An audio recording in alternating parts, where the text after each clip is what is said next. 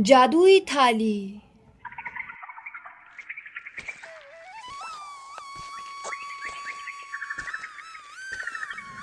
बहुत समय पहले की बात है। एक छोटे से गांव में सुरेश नाम का गरीब आदमी रहता था।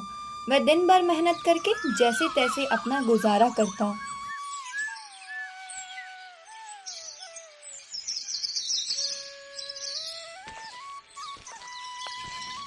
उसकी पत्नी और एक छोटी बच्ची अक्सर भूखे ही सो जाते थे, क्योंकि घर में खाने के लिए पर्याप्त अनाज नहीं हुआ करता था।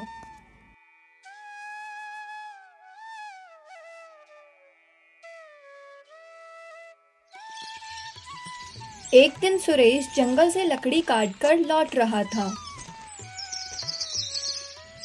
रास्ते में उसने देखा कि एक बुजुर्ग साधु पेड़ के नीचे बैठे हैं। साधु बहुत थके हुए और भूखे लग रहे थे।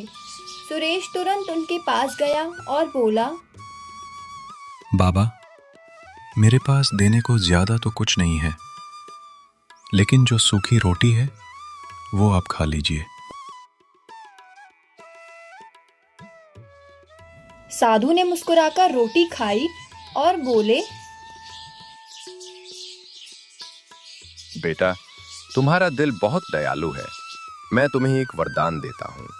फिर उन्होंने अपनी झोली से एक चांदी की थाली निकाली और कहा, यह कोई साधारण थाली नहीं है।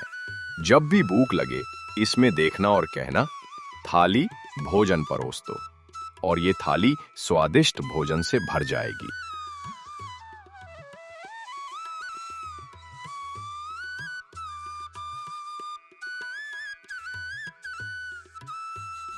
सुरेश ने कृतज्ञ होकर साधु को प्रणाम किया और थाली लेकर घर लौट आया।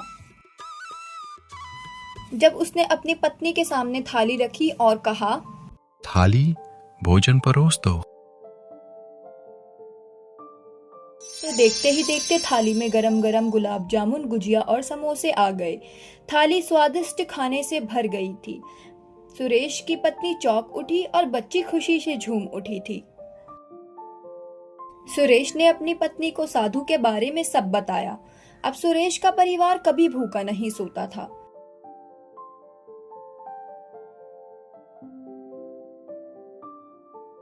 धीरे धीरे यह बात पूरे गांव में फैल गई। गांव वाले हैरान थे कि इतने गरीब परिवार के घर अचानक रोज स्वादिष्ट भोजन कैसे आने लगा।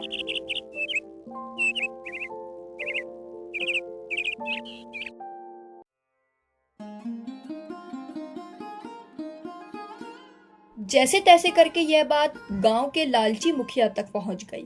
गांव का लालची मुखिया ये रहस्य जानना चाहता था। उसने चालाकी से सुरेश को बुलाया और कहा, सुरेश, ये थाली मुझे दिखाओ। सुरेश बेचारा भोला था।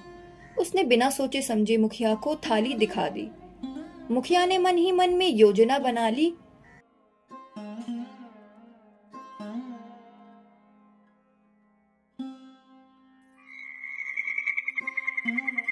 और रात को चोरी करके वह थाली अपने घर ले गया।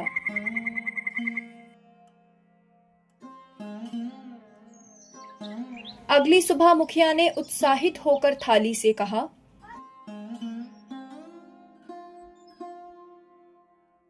थाली भोजन परोस दो। सचमुच थाली में तरह तरह के पकवान आ गए। मुखिया लालच से भर गया और सोचा कि अब उसे कोई भी मेहनत नहीं करनी पड़ेगी। लेकिन साधु के जादू में एक शर्त थी जो मुखिया को नहीं पता थी। थाली केवल उस इंसान के लिए काम करती थी जिसका दिल दयालु और सच्चा हो। इसलिए कुछ ही दिनों में थाली ने काम करना बंद कर दिया।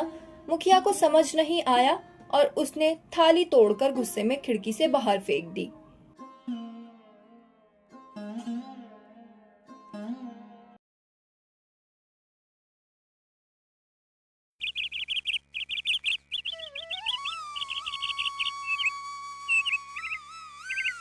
दूसरी तरफ साधु को सब पता था।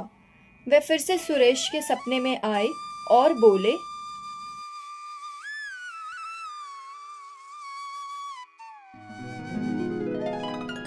बेटा, चिंता मत करो।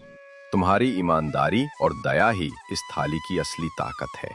ये हमेशा तुम्हारे लिए काम करेगी। सुरेश ने साधु का धन्यवाद किया और उस दिन के बाद सुरेश का परिवार फिर से खुशहाल रहने लगा। उसने कभी लालच नहीं किया